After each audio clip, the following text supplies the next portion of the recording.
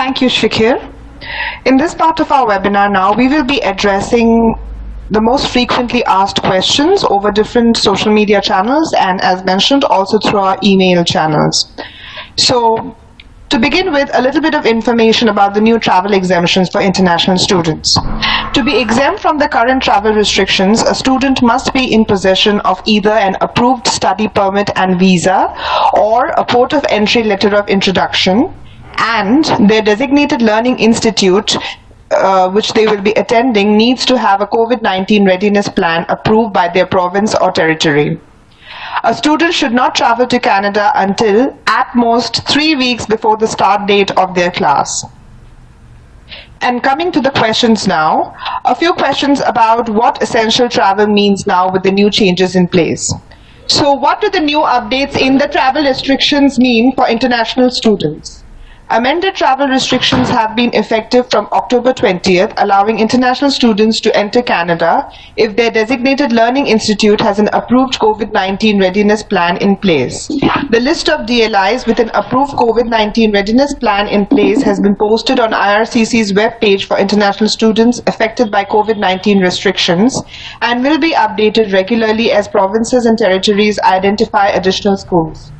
This change to travel restrictions affects all international students regardless of where they are traveling from or when their study permit was approved. Travelers should not make any travel plans until they have met all requirements and received all necessary authorizations. How does a student demonstrate that their travel to Canada is essential to the airline? So as per the new travel exemptions, the only deemed essential travel for students is for those who are destined to DLIs on the approved provinces and territories list. A student will not be required to produce any other documentation to board their flight other than their passport, their study permit visa, and/or their port of entry letter of introduction. All other students destined to DLIs not on the list, despite having reasons for not being able to complete courses online, will not be able to travel to Canada at this time. So, then comes the question of how does one know if their school is on the approved DLI list? You can search for your DLI on the Government of Canada website. If your DLI is not on the list, please contact your DLI directly or your learning institute directly to find out if they have submitted a COVID-19 readiness plan and what stage they are at regarding their approval of the COVID-19 readiness plan. Is the two-stage processing, which was announced some time back, is the two-stage processing available for winter 2021 start dates? So the answer to this is no. The two-stage processing is only applicable for classes that started in 2020. Applications received after September 15th will be processed based on the DLI being approved due to their COVID-19 readiness plan. Only those with a complete application including biometrics and medicals will be processed to final decision. What if you have not received your AIP and your DLI is listed to be approved with a COVID-19 readiness plan? Will you now receive a stage 1 AIP and then later will it be reviewed for stage 2? The answer to this is yes. If you have submitted your application prior to September 15th but have not completed your medicals and biometrics, and if your DLI is listed to have a COVID-19 approved readiness plan, and you have completed your biometrics and medicals, you may receive a full approval of your application, provided you have your medical and biometric results. How do I obtain approval in principle? Is this the first stage of approval? So yes, the AIP happens in the first stage of review of your application. AIP or approval in principle is granted when an officer is satisfied you are eligible, will abide by the terms and conditions of your study permit and leave Canada after your authorized stay. This only applies to applications received before September 15, 2020 and for start dates in 2020. What does an officer consider when reviewing an application to grant or deny an approval in principle? So the officer weighs factors including whether you or your family are established. Example of this could be a stable employment with a good salary. Does your course of studies make sense? You should be able to explain to the officer why you chose this course of studies. Do you have sufficient language skills to show you are able to succeed in your studies in Canada? Do you have sufficient funds to pay for your studies and living expenses without relying on working in Canada? And most importantly, do you have a valid letter of acceptance or an LOA from a designated learning institute? So what documents were required to be submitted to receive an approval in principle? If you are applying through the Student Direct Stream program, then the documents that you require are a letter of acceptance from a DLI, your IELTS test results demonstrating a 6.0 in each band, tuition paid for the first year, a guaranteed investment certificate or GIC for 10,000 Canadian dollars, your most recent secondary or post-secondary school transcripts, and a CAQ or certificate of acceptance for Quebec-bound students. If you are applying for the general stream of study permit application, then the documents that you require are a letter of acceptance from a DLI, your IELTS, TOEFL or PTE test results, evidence of financial ability to pay for tuition, transportation and living expenses, your most recent secondary or post-secondary school transcripts, and a certificate of acceptance for Quebec-bound students. Note that these are the same documents which are required to make the eligibility assessment for cases that do not qualify under this second stage processing. If I'm missing a document like medicals, can I still qualify for Student Direct Stream? The answer to this is no. If you are not able to submit all the documents under SDS, the officer will assess your application as a regular non-SDS application. The next question is, what do I do if I cannot submit a document within the requested time frame? IRCC will not refuse any applications for non-compliance or failure to submit the requested documents at this time. Please submit the requested documents as soon as you are able to, even if the deadline for submission has elapsed. However, note that we will not be able to complete the processing of your application until all required and requested documents have been received. How will I know if AIP is granted to me? A letter confirming your Stage 1 approval will be sent to your online account. The letter may request you to complete the rest of your requirements, for example, biometrics and medicals, if you have not already done so in order to be issued a study permit. These approval in principles are being sent by email. Please expand the headers in order to ensure it is coming from IRCC and that it is a genuine one.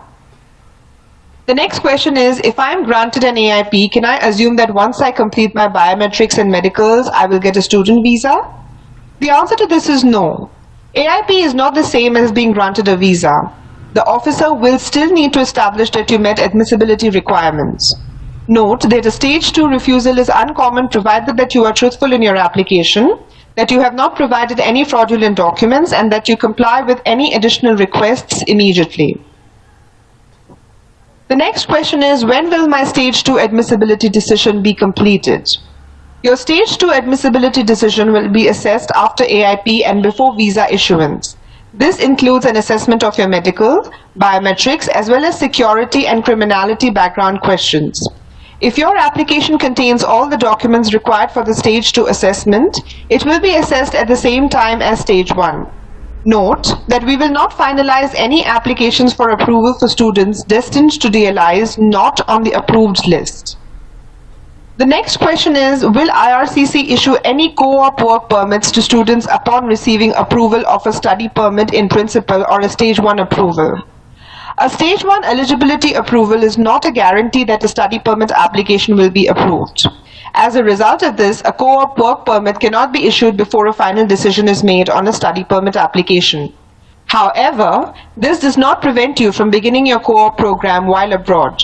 The work permit is only required for work to be done in Canada and not outside Canada. The next question is, what requirements need to be completed to receive approval for Stage 2 admissibility decision?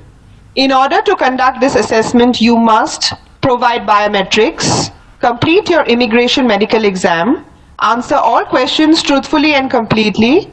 This includes declaring all previous visa refusals for all countries, providing all background history for the last 10 years, and being truthful about any previous arrests and criminal history, and submit only authentic documents. The next question is, I have submitted all the required documentation for the 2-stage approval. Will I receive just Stage 1 or Stage 2 approval? In order to give assurance to students wanting to start their online courses in the fall, cases are being prioritized to provide AIP. Stage 2 assessment will also be made for complete applications. However, applications will not be finalized for approval until BACs reopen. This means that you will receive an AIP letter for Stage 1 but no correspondence for Stage 2 until we are ready to request your passport for visa issuance. The next question is, what if my schooling starts prior to me receiving my Stage 1 approval? The answer to this is, you can start school online prior to obtaining your AIP. If you receive AIP after you started school, all the time will still count towards your postgraduate work permit, provided that you submitted your study permit application before you began your online studies. The next question is, if I will receive a refund of my tuition fee if my application is refused when I am studying online in India with a DLI in Canada. The answer to this is that IRCC cannot speak to this issue. DLIs are responsible for setting their refund policies, and hence students are encouraged to ensure that they are familiar with the various DLI policies relevant to their situation. Next, I'll be addressing a few queries with regards to processing times. When can I expect a decision on my application? There have been many service disruptions due to COVID-19 pandemic, so our processing times are no longer accurate. IRCC is working hard towards normal service delivery standards. Applications meriting a refusal are being finalized at this time, so please check your online account or email in case you may have received a refusal letter. For applications to receive visa approval, only those destined to an approved DLI will be approved and issued visas. For all other cases, they will not be approved until either the DLI is placed on the approved provinces and territories list or the travel restrictions are amended or lifted. The next question is, when can I submit my passport so I can get my visa? Now, this is something which might not be eligible for Nepal and Bhutan immediately, but we thought that providing the information to you is still very important. Visa application centers in India remain closed, but we are now accepting and returning passports via courier, and this primarily applies to applicants within India. We are doing this in stages in order to receive passports in an orderly manner, and we might soon have a date when we will be able to do this for Nepal and Bhutan. So until then, even Indian applicants are not requested to submit their passports. IRCC will be prioritizing the student applications from approved DLIs where students can travel to Canada. A few questions regarding the latest travel amendments. Will my DLI have to provide me any supporting document even if they are on the list of provinces and territories approved institutes with a COVID-19 readiness plan? The answer to this is yes. DLIs are to provide guidance regarding the requirements to travel and quarantine in Canada, as well as what to do should someone encounter or be affected with COVID-19. The next question is, I am eligible to travel to Canada as per the amended travel restrictions, but I have still not submitted my biometrics due to VAC closures. Is there any provision for me to travel without submitting my biometrics and provide them once I land in Canada? The answer to this is no. All students must submit their biometrics in order to qualify for a visa, and there are no exceptions to this rule. The next question is, my DLI is not currently on the approved list. Are there any chances of more DLIs being added? I can see that this question has come up a lot in our Q&A box today, and our colleague Elena Balboa has already addressed this, but I would still like to reiterate the answer to this, which is yes, the approved list of DLIs will constantly be reviewed and updated. In order to keep yourself updated of the most recent list, please follow our IRCC website and also follow us on social media at Facebook and Twitter, at Canada in Nepal and at Canada in Bhutan. The next question is, my DLI is on the approved list, but my classes are still going to be online. Can I travel to Canada? The answer to this is yes. As per the new travel amendments, irrespective of the medium of classes, whether they are physical or online, students can travel to Canada as long as they have an approved study permit and their DLI is on the approved list of provinces and territories. The next question is, will I be able to work in Canada now once I land in the country, even if my classes are online? The answer to this is yes, but you will have to stick to the stipulation which would apply to you in a normal situation, is that you can only work up to 20 hours within a week. A few questions regarding language tests. Can I submit a language proficiency test result that I completed online? If my school has accepted my result for my admission, is this sufficient? The answer to this is no. IRCC does not accept results from online language tests. There are no changes to the language proficiency assessment score requirement. The recommended tests are IELTS for English and TEF or TCF for French. We also accept TOEFL and PTE academics. Test scores from Duolingo or any other online language test will not be accepted for any immigration application purposes, including for study permits. The next question is, does IRCC accept PTE language scores as proof of language ability for a study permit application? The answer to this is that it is recommended that you submit language scores indicated on the IRCC website. However, if you have completed a PTE language test, you may submit your scores to IRCC using the PTE portal.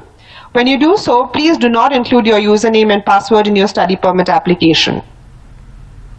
The next question is about deferring your studies given the current situation. These are the next series of questions. So the first question is, my application is still pending. What happens if I defer my studies to a later semester? If you choose to defer your studies, ensure you submit a new letter of acceptance using our web form as soon as possible so we can update your file. The next question is, I received my approval of my study permit, but I have already deferred my studies. How do I extend my visa now? In this case, you will need to apply for a new study permit with updated information. Extensions of study permits are only granted to students already in Canada. The next question is, can I defer my studies after I receive an AIP? Yes. However, in this case, you must submit your new LOA or letter of acceptance from your DLI as soon as possible. If you change your course of study or decide to study at a different DLI, the officer may reassess your stage 1 decision. I'll now be addressing a few questions with regard to postgraduate work permit and the changes that have been implemented due to the COVID-19 pandemic. When determining if 50% or more of a program has been completed in Canada for PGWP eligibility, how is the time calculated? 50% of a total program of study is calculated based on the number of courses completed in Canada. In a situation where part of a semester is completed in Canada and the other part online overseas, IRCC will consider that the semester was completed in Canada. Applicants may have to submit additional documents from their DLI. The next question is, I have already completed 50% of my program online prior to the fall semester. Can I still obtain a PGWP? The answer to this has different levels to it. You can complete 100% of your program online if your program is between 8 and 12 months in length. You started your studies between May and September 2020 and you finish your program by April 30th, 2021. You can complete up to 50% of your program online until April 30th, 2021 if you complete the other 50% of your program in Canada. You can complete up to 50% of your studies online until April 30th, 2021 if you'll graduate from 2 different eligible study programs within 2 years of each other. One of the programs started between May and September 2020. Each program is at least 8 months long and you complete at least 50% of the combined length of the programs in Canada. The next question is, can I switch from full-time to part-time studies and will this affect the duration of my PGWP? Students may put their studies on hold or become part-time students due to course cancellations as a result of public health measures at DLIs and COVID-19. For the winter, spring and summer 2020 semesters, when a student's status changes from full-time to part-time due to changes in course delivery at a DLI, their eligibility for a post-graduation work permit will not be impacted. Starting in fall 2020, students who do not maintain a full-time status may not be eligible for the PGWP. And last, a set of questions for accompanying dependents who would be children and spouse of an international student. So the question is, with the new travel amendments in place, what will be the status of the spousal applications which were already in process and whose spouses are now eligible to travel to Canada? IRCC is processing those applications and all applicants will receive decisions on their applications. However, because of service disruptions and limited staff, there is a backlog with IRCC is working through, so applicants are requested to kindly be patient. The next question is, I submitted an application for my dependent along with my study permit application. Will they be processed at the same time? The answer to this is yes. Applications for spouse and children of prospective students will be processed at the same time. You must provide financial documentation to show how you will be able to support your dependents without working in Canada. And the last question in this category, which is also the last question for our FAQs, is, can my dependents travel with me to Canada if they have a temporary resident visa and I have a study permit? With the amended travel restrictions, immediate family members may be able to accompany an international student to Canada, provided their reason for travel is non-optional or non-discretionary, such as getting established in Canada in support of the principal applicant's study program. This could include a spouse or common law partner, a dependent, or in the case of a minor child who will be studying in Canada, a parent or legal guardian. Like all travelers to Canada, international students and accompanying family members will be subject to all public health measures, including the 14-day quarantine period upon arrival in Canada. To be exempt from the travel restrictions, temporary resident visa holders who are immediate family members of study permit holders require a letter of authorization from IRCC in order to travel to Canada. A request for authorization to travel can be made by sending us an email to a particular email address. I will be sharing this email address right after this in the Q&A box, so you can save it for your records. When you are writing to us with a request for an authorization letter, you must include the following information in the email. Documentation showing that the person who is traveling is an immediate family member of you who is the study permit holder, why they need to travel to Canada for an essential purpose, and their file number, name, and date of birth. And with that, I now come to the end of the series of frequently asked questions. I can see that in the Q&A chat box, our student and worker unit manager, Ms. Elena Balboa, has been answering a lot of your queries. If there are any more questions which are left behind and which need to be answered, I would now request Shikhar to take over and maybe address them to Elena at this point. Thank you. Sorry to interrupt. Hi, it's Elena. Thank you everyone for tuning in. Just for Shakir, perhaps we can go through some of the questions, even though that I've answered them, just so that everybody else on the line can benefit. Thank you. Certainly, Elena. I'll just be reading out a few questions which you've already answered in the Q&A box. So the first question is that, is limited passport service available in Nepal just like India? No, so currently this courier passport service is only available in India. It is not available in Nepal. We are looking for options of how we can have passport transmission in Nepal. At this time, we do not have any details or specifics that we can give you, nor do we have an estimated date of when we might have a plan. So I am sorry, we do apologize. We understand that most of you are stressed or anxious. But please be patient as we try to work through the restrictions that this pandemic has imposed on us. Thank you. Thanks, Lena. So we have quite a few questions with regard to the courier service in Nepal and Bhutan, and I guess you've answered them already. So the next question is that my school is not on the DLI approved list. When can I expect the list to be updated? So the list will be updated every 2 weeks. The list is on our website, so please monitor that list to see whether or not your school is on.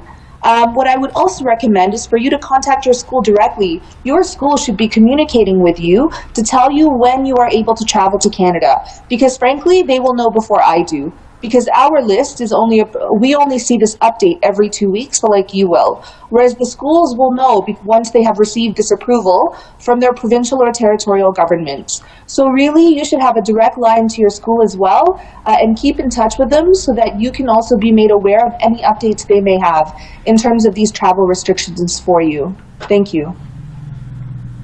Thanks, Alina. So the next set of questions, it was regards to when is the VFS opening and when can we submit our biometrics? Is there any probable date for VAT reopening? So we do have a team in Ottawa who is really monitoring the situation here on the ground, whether it's in India or Nepal, and you know, there are regular discussions of when the VACs are safe enough to reopen, you know, whether it's for the VFS staff or whether it's for you, the clients, who are coming to these centers to use their services. So currently the VACs will remain closed for October. However, they're discussing whether or not there is a potential for reopening in November. I do not have anything official right now, nor do I have any hints or ideas of what they might be deciding. But I can assure you that this is a regular discussion that is happening because we also want these VACs to reopen. However, we want them to reopen when it's safe for everyone. Thank you. Thanks, Alina. So the next question, maybe we could take the question with regard to accompanying dependents. It says that if I have a valid study permit and my spouse has a valid work permit and my college is on the approved list of DLIs, will there be any problem to travel to Canada with my dependent? No, your dependent can certainly travel with you. So for anyone who has dependents traveling with them and you are the study permit holder, just make sure that they are either traveling with you or you have already reached Canada and they are just following you there. So they cannot travel in advance of you, because I've also received this question where they're asking whether or not, my husband on the open work permit, can he go first and then I will follow? Absolutely not. The primary applicant, if you will, who is the study permit holder, should be either traveling with the family or traveling first, and then the family will follow later. Thank you. Thank you, Lena. So the next question, we've been getting a lot from students from India, as well as I've seen a lot of this question from students from Nepal and Bhutan as well. It says that, is it mandatory to follow the quarantine plan of the DLI we are going to, or we can plan our quarantine ourselves? So this, I really need you to talk to your DLIs. This might be a condition of your enrollment. So in order for you to actually be able to go to Canada right now under the current travel restrictions, and for you to be enrolled in their school, this might be mandatory for you. But you need to have this discussion with your DLI. So I am not saying yes or no here. I'm asking you to please ask your DLI whether it's mandatory for you to follow their plan as per their terms and conditions. Thank you. Right, Alina. So the next question is that I have a valid study permit visa, but my college is not on the approved DLI list. Can I change my college to a different school which has been included in the DLI approved list? Yes, so we do not impose any such restrictions of sticking to one school when you are issued a study permit. However, the school you choose should be a designated learning institution. Now, if you are going to switch your school and you already have received a visa, you should inform us of this so that we can update your file. Otherwise, you will not be permitted to board a plane because your file still reflects a DLI that is not on the approved list. Note that if you are switching schools, we may have to reevaluate your eligibility for that study permit. Thank you. Thanks, Alina. So the next question is somewhat related. It says that I've deferred my admission to the fall 2021 semester. Will there be any issue with regards to my visa application? So generally, no. If you are sticking with the same school and sticking with the same program, you are just going at a later date, there is no problem. There is no issue. There is no reassessment of your application. However, if you are changing the date, plus you are either changing the school or the program, we might have to reassess your eligibility. That's not to say that your eligibility will be failed. We just have to reassess it. Thank you. Thanks, Rina. So the next question, we've also covered it in our presentation, but since a lot of people have asked it on the Q&A box, I would just read it out again. It says that how will a student get their biometric fee refunded? So the biometrics fee will be refunded automatically if your application was refused and you had paid it in advance before actually being able to submit biometrics. So you do not need to send us a request letter or an email. Please wait patiently as we do have a backlog to work through, but we will refund this money to you automatically. You do not have to make any such requests for this refund. Thank you. Thanks, Alina. So the next question is from Bhutan. It says that you had mentioned in your presentation that you should not travel to Canada until at most 3 weeks before the start of your course. However, we have limited flight availability in Bhutan, so can I take the flight as per the availability? It may not be within the period you have specified. So I will ask for anybody who is unable to travel within the 3-week time frame to send us an email to your dedicated mailbox and let us know of what you intend to have for your travel plan. And then just wait for us to either say yes, it's okay, or no, it may not be okay. Because we've received reasonable requests where, for example, they need to travel, add an extra week to that 3 weeks. Because this is the flight availability. To me, that's a reasonable request. We have also received requests where people wanted to travel 3 months in advance, and to me, that's way too long. That is not reasonable. The reason for you traveling to Canada 3 months in advance is no longer for the purpose of study, it's for something else. So this is what you need to keep in mind. So just write to our dedicated mailbox and let us know of your travel plans, and then we can let you know if it's okay or not. Thank you. Thanks, Lena. So there are a few questions with regards to the port of entry letter, which say that we haven't received our port of entry letters, even though the passport is already stamped. What should we do? So if you haven't received the port of entry letter, can you please email us at our dedicated mailbox for either Nepal or Bhutan?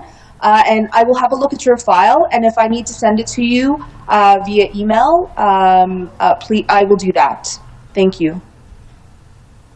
Thanks, Alina. The next question is that can we change our DLI immediately after landing in Canada? If yes, then what are the procedures to be followed?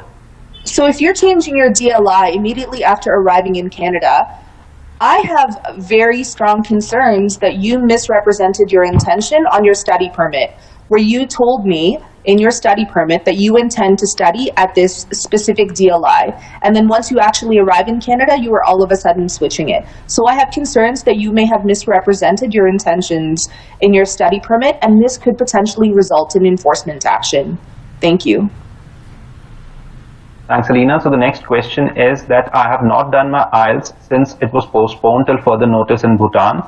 I began my online studies from September at the university, and the university accepted an online Duolingo test to allow me to begin with my term. Will I be able to apply only after doing IELTS, or can I apply with my Duolingo test? You cannot apply with your Duolingo test because we do not accept Duolingo. We will, however, accept the IELTS test. So please wait until you're able to take the IELTS test and then submit those test results with your application. Thank you. The next. So this will all depend on what the travel restrictions will be in January, or in the new year, 2021. So really, I would encourage you to monitor our website for what the latest travel restrictions are, and to determine whether or not you will actually be able to travel.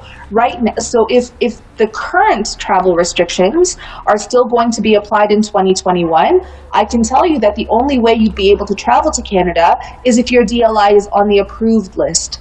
But because 2021 is still, 2.5 months away, travel restrictions, I foresee them likely changing or potentially being lifted depending on the COVID-19 situation here in South Asia and in Canada as well. So it's really hard to predict what it'll be like in January 2021, but please monitor our instructions on our website on who might be eligible to travel in Canada. Thank you. Thanks, Alina. So I think maybe we could take one more question. It says that, could you please tell me what are the documents required for government-sponsored student? Government-sponsored students. So I assume this means that they are receiving a scholarship from their government. So all of the and this is for requirements or restrictions. They're asking for the required documents. Required documents. So if you're receiving a scholarship from your government, this means that there should be some sort of documentation to indicate this and how much this scholarship is. and whether or not this money is enough to pay for both your tuition and living expenses. I honestly don't know how much money you'll be receiving. So look at the requirements generally for a study permit in terms of finances. So you need to show us that you have enough for living expenses, which equates to approximately 10,000 Canadian dollars. And then you need to show us what the amount is for tuition for 1 year, whether you've paid it in advance, whether you're receiving it in a scholarship, whether you have an education loan, or whether you have it as savings in a bank account, right? So this is the information that you need to provide. So if you are receiving the scholarship from your government, just make sure that it all adds up. And if the scholarship is only a partial scholarship, then make sure that you add additional supporting documents to show where the rest of this money will come from. So there really is no difference for government-sponsored students because the requirements of what you need to demonstrate in terms of your finances is the same for every student. Thank you. Thanks, Alina. I think we've answered almost all questions in the Q&A box now. Thank you for answering them. So this brings us to the end of today's webinar. I hope that the information we provided to you in today's webinar was helpful for you.